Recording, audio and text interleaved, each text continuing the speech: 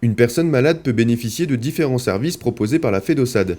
L'aide et l'accompagnement à domicile, les services de soins infirmiers à domicile, l'hospitalisation à domicile et dans certains cas l'ACT, autrement dit l'appartement de coordination thérapeutique. Donc, l'appartement de coordination thérapeutique est une structure médico-sociale qui a ouvert en juin 1997 sur un projet qui a été mis en lien avec le réseau Ville-Hôpital.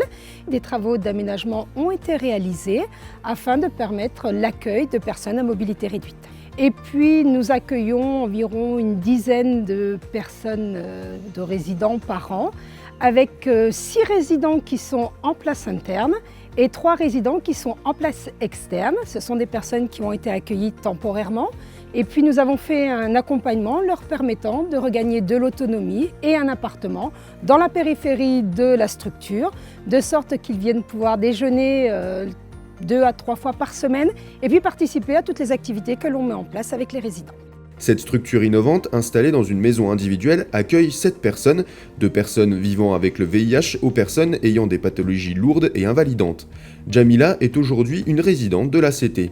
Ici, tout est fait pour que le résident ait une vie normale et surtout qu'il reprenne confiance en lui. J'étais assistante maternelle. J'adorais mon métier.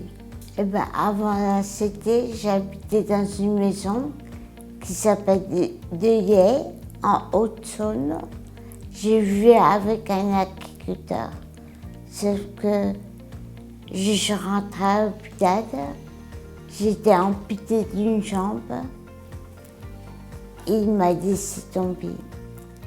Et à la suite de ça, je suis arrivée ici.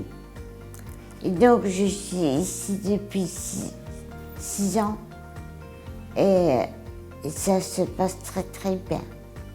Ici, je suis protégée aussi bien médicalement que physiquement. C'est chez moi aussi. Le lien résident-famille est aussi primordial à l'ACT. Tout est mis en place bien sûr pour que le résident s'y sente bien, mais la famille a aussi une place centrale dans le bien-être du résident et le fonctionnement de la structure.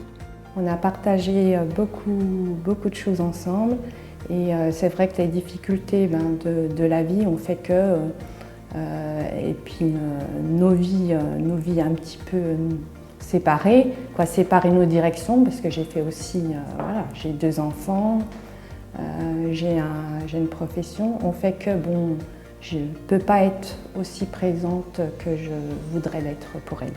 Très vite, elle s'est habituée donc à cet espace, cette structure très de proximité et à vocation très humaine. Donc c'est une vraie famille pour elle et moi ça me rassure énormément. Donc beaucoup de soutien pour moi qui suis famille, du soutien pour Jamila, donc une équipe patiente, à l'écoute.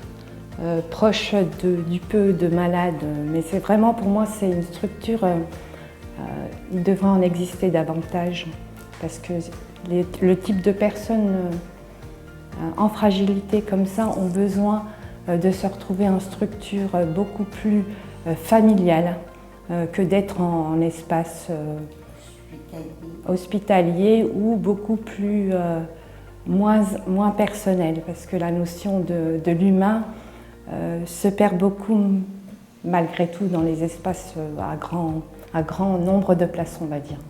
Et ça, c'est un avantage considérable pour elle, pour les autres malades, pour la famille. On se sent vraiment, on a des interlocuteurs qui nous rassurent aussi, qui sont là en intermédiaire, parce que nous, de l'extérieur, on est très sensible à cet aspect-là. Je suis très heureuse. Et j'aime ma sœur. Non, mais moi aussi, je t'aime. L'ACT n'est pas qu'une structure qui veille à une certaine éducation thérapeutique ou à la reprise d'une estime de soi certaine. C'est aussi un tremplin vers l'autonomie de la personne. Pascal a pu retrouver une vie extérieure grâce à l'ACT.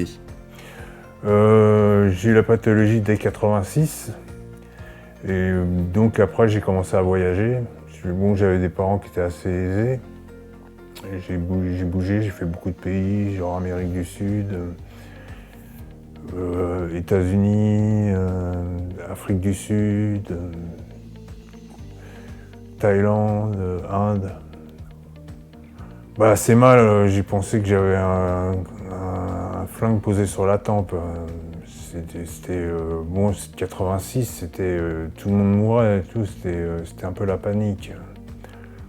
Et donc bon, ce que j'ai fait, j'ai commencé à voyager énormément et tout pour me sortir le VIH de la tête. Bah, je suis parti en 2005, je suis parti en Afrique du Sud. Je suis resté 8 mois là-bas. Et après, ma mère adoptive est décédée en 2009. Puis là, ça a commencé à être bon, problème de sous, me retrouver au SAMU social, Croix-Rouge, SAMU social. Ça a été assez l'enfer.